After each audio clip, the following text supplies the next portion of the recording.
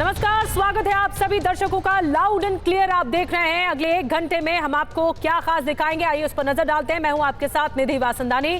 सबसे पहले इसकी झलक आप तक दिखाते हैं। पहली खबर जो हम आपको बताएंगे वो है पाकिस्तान के प्रधानमंत्री के डर की।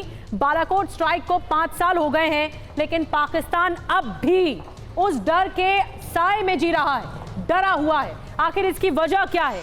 क्यों पाकिस्तान के कार्यवाहक प्रधानमंत्री को कहना पड़ा कि इस बार हम भारत का मुकाबला करेंगे? पूरी खबर कुछ ही देर में आपके सामने होगी। दूसरी बड़ी खबर लाउड एंड क्लियर की होगी। सड़क पर चौंकाने वाले हादसे हो गए। एक एसयूवी कैसे सड़क पर चल रहे 3 राहगीरों के लिए यमराज बन गई, पूरी तस्वीर आपके सामने होगी। तीसरी बड़ी खबर जिस पर नजर डालेंगे लाउड एंड क्लियर में, कांग्रेस में हुए QR कोड कांड से जुड़ी होगी।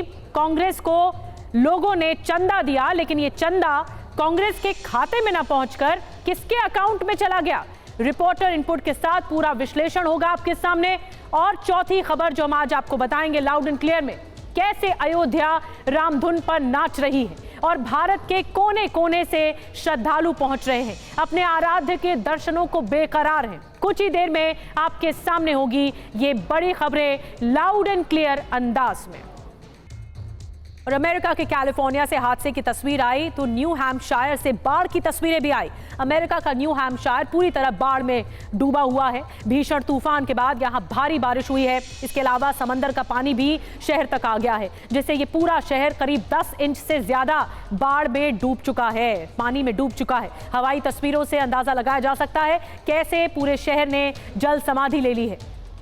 हैम्पटन इलाके में सबसे ज्यादा नुकसान हुआ है। कुदरत का कहर बरपा है। यहाँ इतना पानी भरा है कि लोगों को घरों से बाहर निकलना पड़ा और सुरक्षित इलाकों में भेजना पड़ा। इलाके से पानी निकालने के लिए पंप लगाने पड़े हैं। कई घरों से पंप होते हुए पानी निकाला जा रहा है, लेकिन फिर भी लोग अपने घरों के अंदर अब जा नहीं सके। और पूरा आप देख रहे हैं ये रेसिडेंशियल इलाका, सड़क से होते हुए हर तरफ पानी ही पानी नजर आ रहा है। पूरा ऐसा लग रहा है कि शहर ही डूब गया है।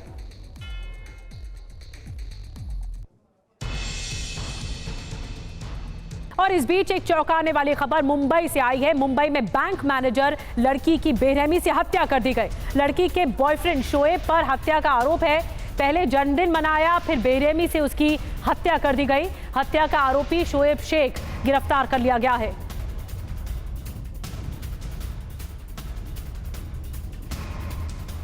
और आपको बता दें कि जो आरोपी शोएब है उसके बारे में जानकारी मिली। गैराज में काम करता था आरोपी शोएब शेख। सोशल मीडिया पर मैनेजर से शोएब की मुलाकात हुई। तलाकशुदा थी महिला मैनेजर अमित कौर। 8 जनवरी को महिला की निजी लॉज में हत्या की गई है, जो जानकारी सामने आई है।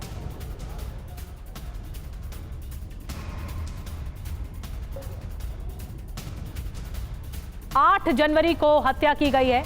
इस महिला की निजी लॉज में हत्या की गई है। पहले जन्मदिन मनाया गया आरोपी की तरफ से और उसके बाद मौत के घाट उतार दिया गया। देखिए, 2 बड़ी खबरें जो कि वाकई दिल दहला देने वाली है। ये जो मामला है मुंबई से सामने आया, जन्मदिन मनाने के बहाने हत्या कर दी गई। तलाकशुदा थी महिला मैनेजर अमित कौर और उसकी की हत्या की गई। आरोपी गिरफ्त में है इस वक्त पुलिस के।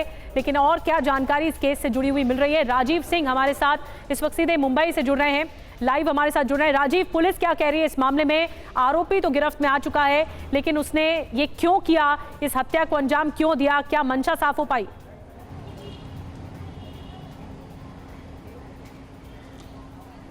देखिए, 8 जनवरी की रात को अमित कौर को लेकर शोएब मुंबई से नवी मुंबई इलाके में गया था, नई मुंबई शहर में तुर्भे इलाके में, जहां पर उसने एक होटल का कमरा बुक किया और उसने प्रॉमिस किया था कि उसका बर्थडे जो है वो एक अच्छी जगह पर जाएंगे, सेलिब्रेट करेंगे। तो इसलिए उसने अमित कौर को सामने से फ़ोन किया, उसको साथ में लेकर गया। लेकिन बर्थडे सेलिब्रेट करने के बाद में ये आरोप है कि शोएब ने ही अमित कौर की हत्या कर दी और उसके बाद में वो वहां से फरार हो गया। फरार होने के बाद में वो सीधे मुंबई के अंधेरी के साकिनाका इलाके में पहुंचा, अपने घर जहां पर वह रहता था, और वहां से फरार होने की फिराक में था। लेकिन इसी दरमियान चूंकि देर रात को ही लॉज से निकल गया था शोएब, तो लॉज वालों को भी शक हुआ और उन्होंने पुलिस को इंटीमेट किया।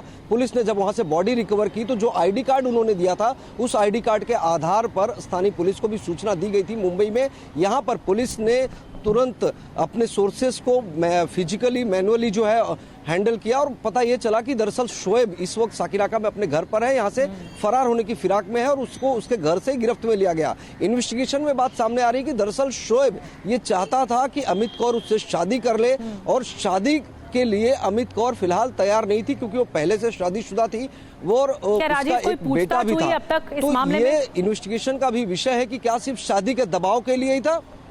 जी पूछताछ निश्चित तौर पर हुई है शोएब से, लेकिन पुलिस को अभी तक जो बयान दिया है उसमें इसने यही कहा है कि दरअसल किसी और से अफेयर था, लेकिन इस चीज को अभी वेरीफाई करना है क्योंकि अमित कौर इस दुनिया में है नहीं। लेकिन शादी की बात सामने आई है कि शोएब लगातार शादी का दबाव बना रहा था, चूंकि वो अलग धर्म समुदाय से ताल्लुक रखता है। तो क्या वो ये चाहता था कि अपना धर्म बदलकर अमित कौर उससे शादी कर ले, इस एंगल पर भी पुलिस की जांच पड़ताल चल रही है। राजीव, आपका ये जानकारी देने के लिए। राजीव, बहुत महत्वपूर्ण जानकारी दे रहे हैं इस केस से जुड़ी हुई। पुलिस एक एक पड़ताल कर रही है कि इस मामले में आखिर मकसद क्या था आरोपी का और अब आगे भी पूछताछ की जा सकती है, इन्वेस्टिगेशन का हिस्सा हो सकती है।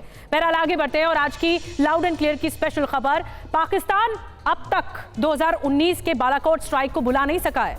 पाकिस्तान अब तक भारत के उस पराक्रम से अब तक नहीं उभरा है जब 26 फरवरी 2019 को भारतीय वायुसेना के मिराज 2000 विमान से बालाकोट पर कहर बरपाया गया था। पाकिस्तान को बार बार बालाकोट स्ट्राइक का डर सताता है। हालत तो यह है कि पाकिस्तान के कार्यवाहक प्रधानमंत्री भी उस डर से अब तक उबर नहीं सके और एक बार फिर अपने डर को जाहिर भी कर दिया सार्वजनिक। पाकिस्तान के कार्यवाहक प्रधानमंत्री अनवरुल हक काकर को लगने लगा है कि भारत एक बार फिर पाकिस्तान की जमीन पर वैसा ही शौर्य दिखा सकता है। पाकिस्तानी प्रधानमंत्री भारत की उस आक्रामकता को बार बार याद कर रहे हैं और ये कह रहे हैं कि भारत इस बार बालाकोट जैसा हमला नहीं कर सकता। अनवरुल हक काकर अपनी दबी जुबान में ये गीदड़ भभकी भी दे रहे हैं कि भारत ने इस बार वैसा किया तो अंजाम बहुत बुरा होगा। देखिए धमकियां देखिए कैसी दी जा रही हैं। ऐसा वो तब कह रहे हैं जब पाकिस्तान पूरी तरह से तबाह हो चुका है। अवाम से लेकर सेना का हाल बहुत बुरा है, हाल बेहाल है। ऊपर से अगले महीने आम चुनाव भी हैं और इन चुनावों में काकर और उनके मुखिया नवाज शरीफ और उनकी पार्टी सबसे बड़ा एजेंडा भारत की वीरता का प्रतीक बालाकोट स्ट्राइक को बनाने में जुटे हुए हैं।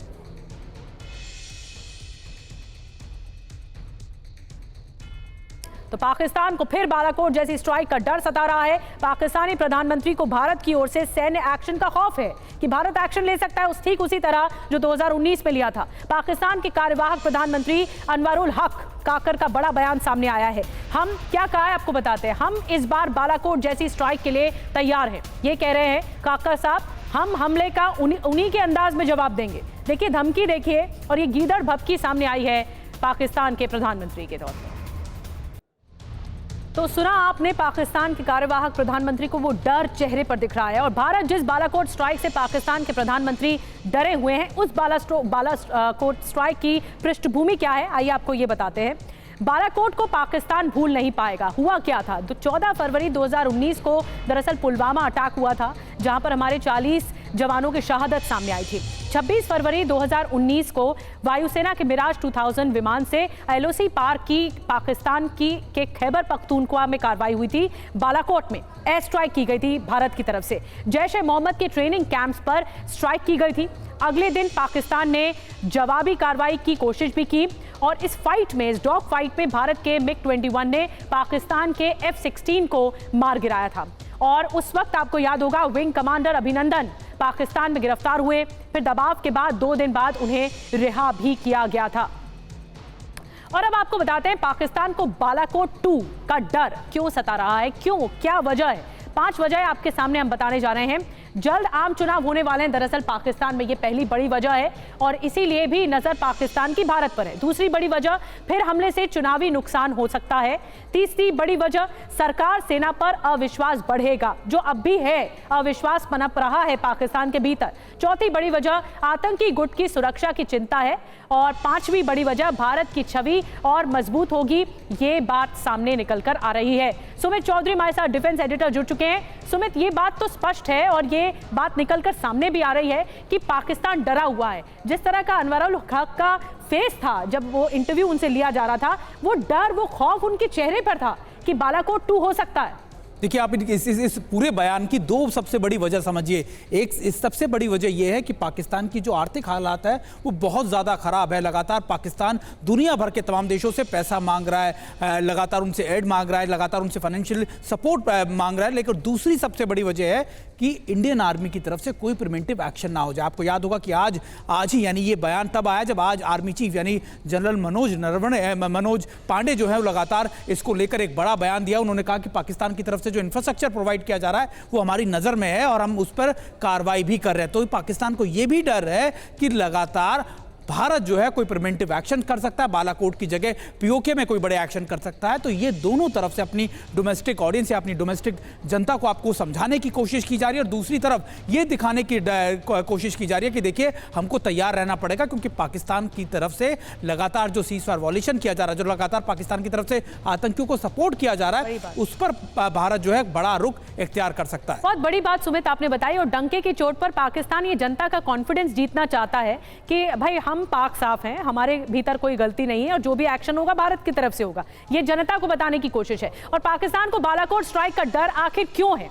इसका जवाब है आतंकवाद। जी हां, पाकिस्तान भारत में आतंकवादी भेजने की कोशिश करता है, कश्मीर में अस्थिरता की साजिश रचाता है, लेकिन पाकिस्तान का ये जो दुस्साहस है, ये जो हिम्मत है, अब खात्मे की ओर है। आज सेना प्रमुख मनोज पांडे ने आतंकवाद पर बड़ी बात कही है। सेना प्रमुख जनरल मनोज पांडे का बड़ा बयान सामने आया। आपको बताते हैं उन्होंने क्या कहा। पाकिस्तान का आतंकवाद को समर्थन देना जारी है। एलओसी पर घुसपैठ की सभी कोशिशें हम नाकाम कर रहे हैं। जम्मू कश्मीर में हिंसा में लगातार गिरावट आई है। As far as the situation on the northern borders goes, I would say the situation is stable yet sensitive. We continue to talk both at the military level as well as the diplomatic level as per the established protocols and procedures to find resolution to the balance issues which remain. As far as the situation in the Jammu and Kashmir is concerned, I would say the ceasefire understanding along the line of control is holding, though we continue to have or continue to see infiltration attempts which we have been able to successfully thwart through a robust counter-infiltration grid. In the IB sector, attempts to smuggling narcotics, warlike stores through the means of drones. अभी जो पिछले 5-6 महीने में जो राजौरी और पुंछ इलाके में जो हालात है, एक्टिविटीज़ है,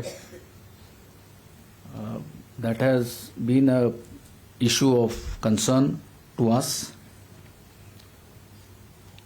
now if you see after 2003 or by 2003 the terrorism in that area was fully disseminated, and then you have peace and stability returning there or established there till about 2017-18.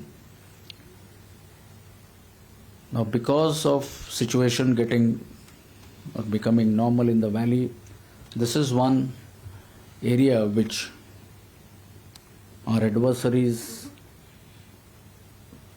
have been active in terms of abetting terrorism, encouraging proxy tanzeems operating in this area.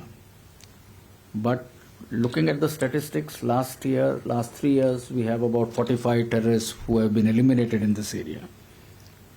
In the last year, we have had in this region about 5 infiltration attempts which have been thwarted. About 6 terrorists were eliminated there.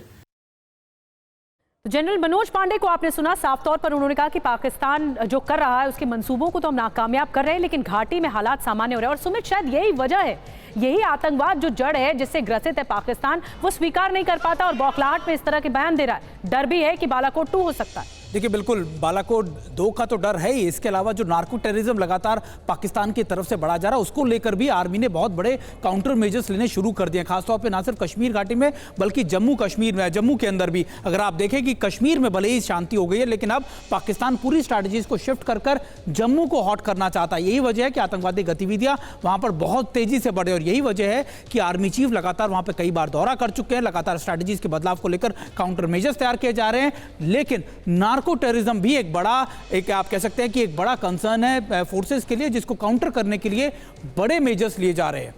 बड़ी बात आप कह रहे हैं सुमित कि जो narco terrorism है इस पर भी चोट करना बहुत ज़रूरी है, और इशारों में जनरल मनोज पांडे ने इस बात का आगे कहा भी कि और हमारी कोशिश होगी कि हम पूरी कोशिश करें पाकिस्तान पर लगातार प्रहार करने की। बहुत बहुत शुक्रिया सुमित आपका डिटेल में जानकारी देने के लिए। और अब चलते हैं अयोध्या, जहां रामलला के प्राण प्रतिष्ठा की तैयारियां जोरों शोरों से चल रही हैं। इन सब के बीच देश भर से रामलला के लिए उपहार आ रहे हैं, गिफ्ट्स आ रहे हैं। इन तस्वीरों में आपको हम दिखाने की कोशिश कर रहे हैं हैदराबाद से आ रही सोने चांदी की चरण पादुका, मथुरा के बांके बिहारी मंदिर से बांसुरी आ रही है, रामलला के गर्भगृह में रखा जाने वाला अष्टधातु का शंख आ रहा है, और राम मंदिर में दिया जलाने के लिए 1100 किलो का दीपक भी आ रहा है। हैदराबाद के श्रीनिवास शास्त्री 8 किलो चांदी से बनी चरण पादुका लेकर अयोध्या आ रहे हैं।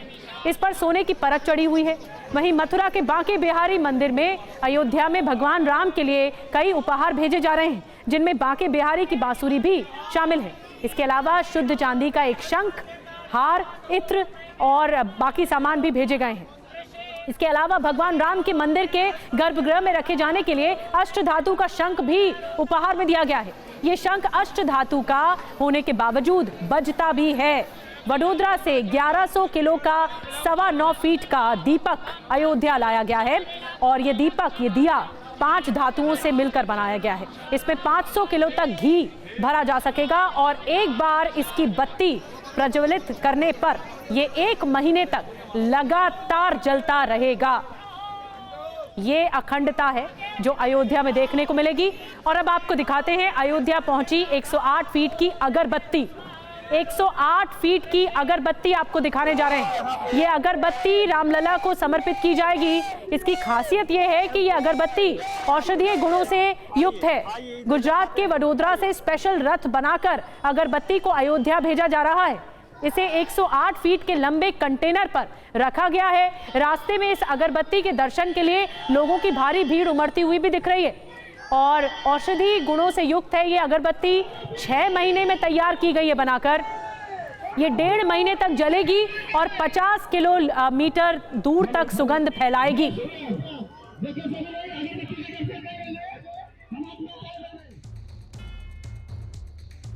और अयोध्या में रामलला की प्राण प्रतिष्ठा वाली तैयारी में एक नाम स्वर्ण दरवाजे का भी है, जिनको गर्भगृह में लगाने का काम भी जारी है।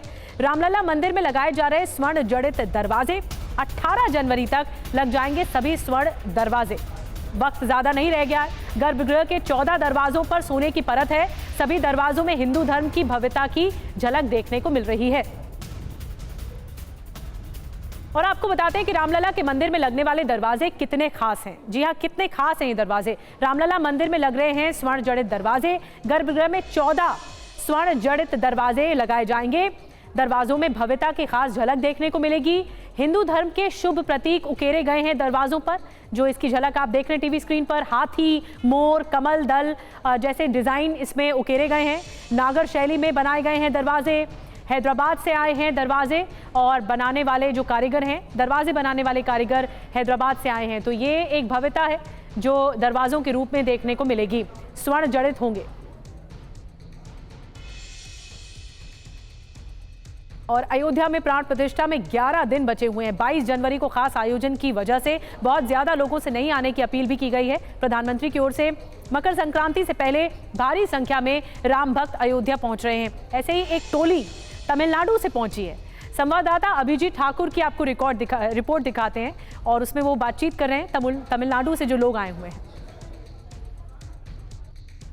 राम की अयोध्या में भक्ति के अलग अलग रंग हर रोज आपको देखने को मिलते हैं, और आज अयोध्या में तमिलनाडु से भक्तों का एक समूह पहुंचा है जो अपने ही अंदाज में राम मंदिर के उत्सव को मना रहा है। हम आपको तस्वीरें दिखा रहे हैं कि ये तमिलनाडु से पूरा का पूरा समूह पहुंचा है, और इसके पीछे की तस्वीरें दिखाएं कैसे ढोल नगारों के साथ नाचते और झूमते हुए इसमें साधु संत, महिलाएं, बच्चे, युवा सभी शामिल हैं। तमिलनाडु से यहाँ पहुंचे हैं और किस तरीके से वो राम मंदिर के उत्सव को मना रहे हैं। तमिलनाडु से चलकर अयोध्या पहुंचे हैं। तमिलनाडु वही धरती जहां के मंत्री और मुख्यमंत्री भी सनातन धर्म और उसकी परंपरा पर कई बयान देते रहते हैं, लेकिन यहाँ पर कम से कम 150 लोग तमिलनाडु से एक समूह में पहुंचे हैं और वो किस तरीके से राम मंदिर के उत्सव को मना रहे हैं। तो आप देख सकते हैं कि थाली में किस तरीके से हनुमान जी की मूर्ति आपको यहाँ दिखाई देगी। आगे आप तस्वीर में देखिए तो आपको देवी देवताओं की मूर्ति यहाँ दिखाई देगी।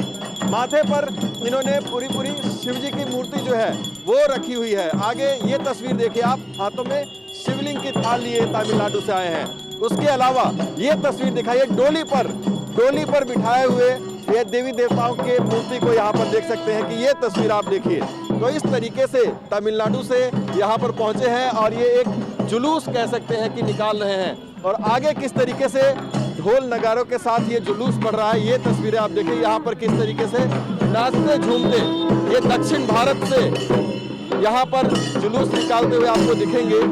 और यहाँ पर आप देख सकते हैं कि ढोल मंजीरों के साथ आगे बढ़ रहे हैं और इसमें महिलाएं भी शामिल हैं। तमाम साधु संत और तमिलनाडु के ये लोग हैं जो कि इसमें शामिल हैं। तो ये एक खूबसूरत तस्वीर जो है पूरे भारत को जोड़ता हुआ राम मंदिर हम कह सकते हैं कि एक तरह से आपको यहाँ पर दिखाई देगा। राजस्थान कहें या फिर दक्षिण भारत में तमिलनाडु कहें, हर जगह से राम भक्त यहाँ पर पहुँच रहे हैं और अपने अपने अंदाज में अपनी भक्ति को व्यक्त कर रहे हैं, अपनी श्रद्धा को यहाँ पर व्यक्त कर रहे हैं। टीवी9 भारत के लिए अयोध्या से कपिल बेदी के साथ अभिजीत। तो ये उत्सव की भव्यता है, देश के कोने कोने से पहुंच रहे, न सिर्फ देश बल्कि दुनिया से लोग पहुंच रहे हैं। और अभिजीत हमारे साथ सीधे अयोध्या से जुड़े हैं, उनसे इस वक्त जानकारी लेते हैं। अभिजीत, क्योंकि मकर संक्रांति से पहले कई लोग दर्शन करने आ रहे हैं, अभी क्या स्टेटस है, कहां कहां से लोग पहुंच रहे हैं अयोध्या? देश के तमाम राज्यों से कोई ऐसा राज्य नहीं होगा जिनके लोगों से हमारी मुलाकात ना हुई हो, बातचीत ना हुई, और अपने अनूठे अंदाज में, अलग अलग अंदाज में, अलग अलग रंग में यहाँ पर भक्त हर रोज हजारों की संख्या में आ रहे हैं। उनको जानकारी है इस बात की कि 14 तारीख के बाद यानी कि मकर संक्रांति के बाद यहाँ पर सुरक्षा व्यवस्था जो है वो बढ़नी शुरू हो जाएगी और लोगों का प्रवेश वर्जित हो जाएगा। बाहर के वाहनों का प्रवेश पहले ही अयोध्या नगरी में वर्जित किया जा चुका है। बिना एंट्री पास के कोई भी श्रद्धालु हो या फिर कहीं से भी आए हुए लोग हो वो अंदर नहीं जा सकते हैं। लेकिन जब तक ये सिलसिला चल रहा है 14 जनवरी तक, तब तक भारी संख्या में भक्तों की भीड़ जो है वो लगातार जुटती हुई पूरे अयोध्या में दिखाई दे रही है और तैयारियां भी उतनी ही जोरों शोरों पर आपको चारों तरफ दिखाई देंगी। महोत्सव 16 तारीख से शुरू होना है, 22 तारीख तक होना है, लेकिन अयोध्या में पहले से ही उत्सव जैसा माहौल जो है वो पूरे महीने दिखाई दे रहा है अयोध्या में। और इस तरह का माहौल आपको कहीं भी, सरयू के किनारे आप चले जाएं, हनुमानगढ़ी चले जाएं, राम मंदिर के सामने चले जाएं या फिर कारसेवकपुरम चले जाएं, हर जगह आपको लोग और भीड़ दिखाई देंगे। भक्ति के अलग अलग रंग आपको दिखाई देंगे। इस सागर में हर कोई डुबकी लगाना चाह रहा है। जी बिल्कुल, इस सागर में हर कोई डुबकी लगाना चाह रहा है और आस्था का जो सैलाब है वो उमड़ा हुआ है इस वक्त अयोध्या में, श्री राम की नगरी में। और 11 दिन ही शेष रह गए हैं, 262 घंटे ही बाकी रह गए हैं प्राण प्रतिष्ठा को, इसीलिए लोगों में जबरदस्त उत्साह। शुक्रिया अभिजीत बताने के लिए, ये तस्वीर बताने के लिए कहां कहां से लोग पहुंच रहे हैं। और आइए आगे बढ़ते हैं अब लाउड एंड क्लियर अंदाज में टॉप 10 सुपरफास्ट। मोदी सरकार के दूसरे कार्यकाल का आखिरी बजट सत्र 31 जनवरी से शुरू होगा और 9 फरवरी तक चलेगा। 1 फरवरी को वित्त मंत्री बजट पेश करेंगी। चुनावों को देखते हुए इस अंतरिम बजट में महिलाओं और किसानों से जुड़े बड़े ऐलान किए जा सकते हैं। यूपी में लोकसभा चुनाव की तैयारियां बीजेपी ने शुरू कर दी हैं। आज लखनऊ में सीएम योगी आदित्यनाथ और राष्ट्रीय महासचिव विनोद तावड़े ने कई नेताओं के साथ बैठक की। बैठक में यूपी की 80 लोकसभा सीटों पर प्रभारी और संयोजक बनाने पर चर्चा की गई। बीएसपी ने भी लोकसभा चुनाव की तैयारियां शुरू कर दी हैं। पार्टी की तरफ से मिस्ड कॉल देकर लोगों से जुड़ने की अपील की जा रही है। मिस्ड कॉल के लिए एक आधिकारिक मोबाइल नंबर भी जारी किया गया है। पटना के फुलवारी शरीफ में 2 बच्चों के साथ गैंगरेप की खबर सामने आई है। दोनों में से एक बच्ची का शव मिला है। गैंगरेप के बाद हत्या की आशंका जताई गई है, जबकि दूसरी बच्ची की हालत गंभीर बताई जा रही है। पुलिस आरोपियों की तलाश कर रही है। अयोग्यता पर सीएम शिंदे के पक्ष में फैसला आने के बाद महाराष्ट्र में उद्धव गुट के कार्यकर्ता प्रदर्शन कर रहे हैं। पालघर में उद्धव और शिंदे गुट के कार्यकर्ता आमने सामने आ गए हैं और एक दूसरे के खिलाफ नारेबाजी की। पुलिस ने दोनों गुटों को समझा बुझाकर शांत कराया। वहीं मुजफ्फरपुर में आरजेडी के कार्यकर्ता सम्मेलन में एक महिला के मोदी के समर्थन में नारेबाजी से मौजूद नेता सख्ते में आ गए। आरजेडी कार्यकर्ताओं ने महिला पर गुस्सा उतारा और वहां से भगा दिया। मणिपुर की लीमाखोंग नदी में पावर स्टेशन से हेवी ऑयल लीक होने की खबर से हड़कंप मच गया। राज्य सरकार के फॉरेस्ट मिनिस्टर ने इलाके का दौरा करके जांच के आदेश दे दिए। फारूक अब्दुल्ला तबीयत खराब होने की वजह से आज ईडी दफ्तर नहीं पहुंच पाए। मनी लॉन्ड्रिंग केस में फारूक अब्दुल्ला से पूछताछ के लिए ईडी ने समन जारी किया था। दिल्ली के सीएम अरविंद केजरीवाल का आज से शुरू होने वाला गोवा का दौरा टल गया है। केजरीवाल अब अगले हफ्ते गोवा जाएंगे। ये फैसला 26 जनवरी की तैयारियों के चलते लिया गया। पश्चिम बंगाल के नॉर्थ 24 परगना में ममता सरकार के खिलाफ बीजेपी कार्यकर्ताओं ने प्रदर्शन किया। कार्यकर्ताओं ने ईडी की टीम पर हमले का विरोध किया। कार्यकर्ताओं की पुलिस के साथ धक्का मुक्की भी हुई। और आइए अब रुक करते हैं सियासी गलियारे का। ऐसा लगता है कांग्रेस और विवादों का चोली दामन का साथ हो चला है, क्योंकि कांग्रेस इस समय दो मुद्दों पर घिरी हुई है। पहला है न्याय यात्रा चंदे को लेकर पार्टी ने गलत क्यूआर कोड जारी कर दिया और इस पर पार्टी की जो खूब किरकिरी भी हो रही है। वहीं रामलला के प्राण प्रतिष्ठा समारोह का न्योता ठुकराने पर पार्टी घिर चुकी है, चारों तरफ से घिर चुकी है। बीजेपी तो निशाना साध ही रही है, पार्टी के अंदर भी बड़ी उथल पुथल मची हुई है। पार्टी के अंदर के नेता भी लगातार विरोध कर रहे हैं कि न्योता क्यों ठुकराया गया। तो सबसे पहले बात कांग्रेस के गलत क्यूआर कोड की कर लेते हैं। गलत क्यूआर कोड से दूसरे के खाते में चंदा चला गया। गलत डोनेशन लिंक से कांग्रेस को लाखों का नुकसान तक हो गया। TV9 भारतवर्ष ने आपको प्रमुखता से खबर दिखाई और इसका असर हुआ है। असर ये हुआ है कि जांच पर कांग्रेस में अब विचार किया जा रहा है। इस पूरे मामले की आगे जांच कराई जाए।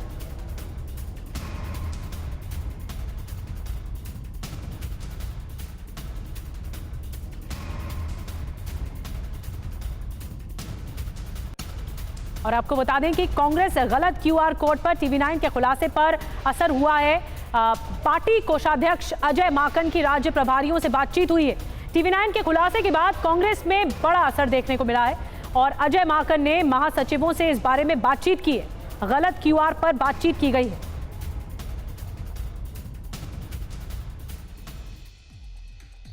और आइए बिग वॉल पर आपको बताते हैं कि सही डोनेशन लिंक कौन सा है जिसकी जगह पर गलत डोनेशन लिंक गया, पैम्पलेट पर ये छप गया और फिर जो चंदा है वो गलत अकाउंट पे पहुंच गया। कांग्रेस के चंदा अभियान में ये बहुत बड़ी लापरवाही है, बहुत बड़ी चूक है। सही लिंक ये है donateinc.in, ये सही लिंक है। लेकिन जो गलत लिंक था उसमें देखिए donateinc.co.in, ये गलत लिंक था और इसी गलत लिंक की वजह से इतनी बड़ी लापरवाही सामने आ गई। ये एक्सक्लूसिव खबर हमने आपको दी थी और उसके बाद हमारी खबर का असर हुआ, TV9 भारतवर्ष के खबर का असर हुआ। सही लिंक आपको बता रहे हैं, गलत लिंक भी बता रहे हैं। वो देखिए गलत लिंक आप देख रहे हैं तस्वीरों में, donateinc.co.in, ये गलत लिंक है जो आप देख रहे हैं इस वक्त।